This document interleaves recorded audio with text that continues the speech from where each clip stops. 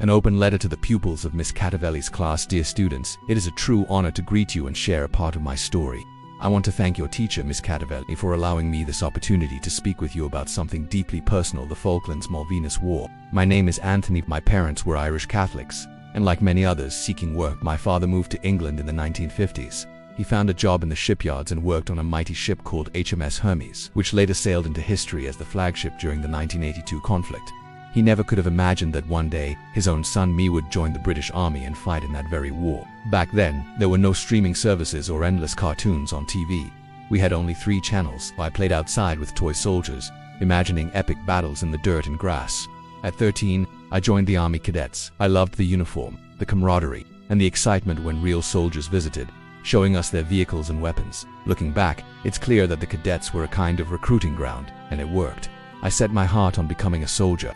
One day, still in my school uniform, I took the bus to the Army Careers Office. A sergeant from the Royal Artillery met me there.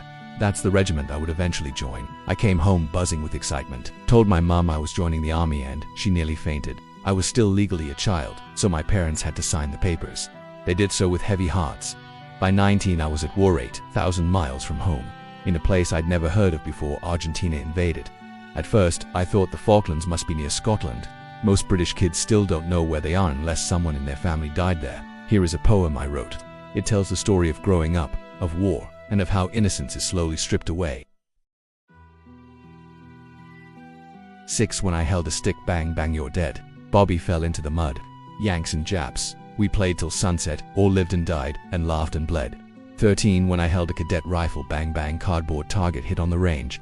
Young shoulders bruised by the recoil, the smell of cordite now tattooed in my brain.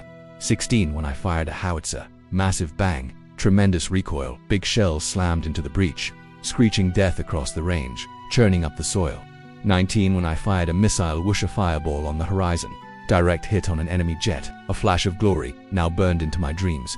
6. When my rifle was a stick where Bobby could rise from the dead. The war was over before bedtime, just dirt on my knees and a toy gun under the shed. I am an old man now, but not a day goes by without thinking about the war.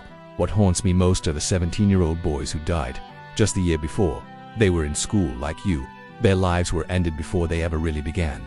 In 2007, I returned to the islands for the 25th anniversary of the war. On the flight, I sat near a woman whose 17-year-old son, Jason, had died in 1982. She cried through much of the long journey and showed us photos of him smiling, full of life. His bedroom remains untouched, still filled with posters of his favorite football team. I had no words for her, only tears and a broken "I'm sorry."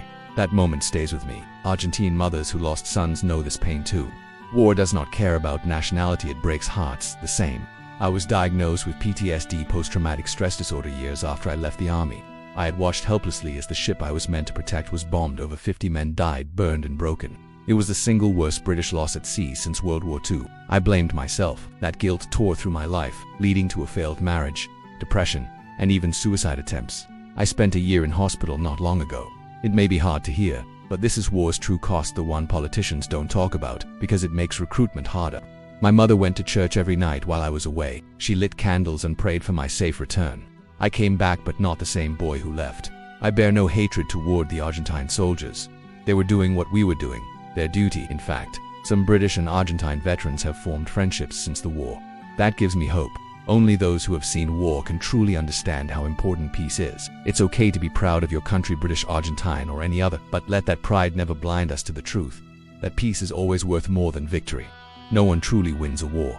I hope one day to visit your beautiful country. Until then, I wish you all lives filled with peace, kindness, and understanding. May you never have to trade your innocence for a uniform. With love and respect, Anthony.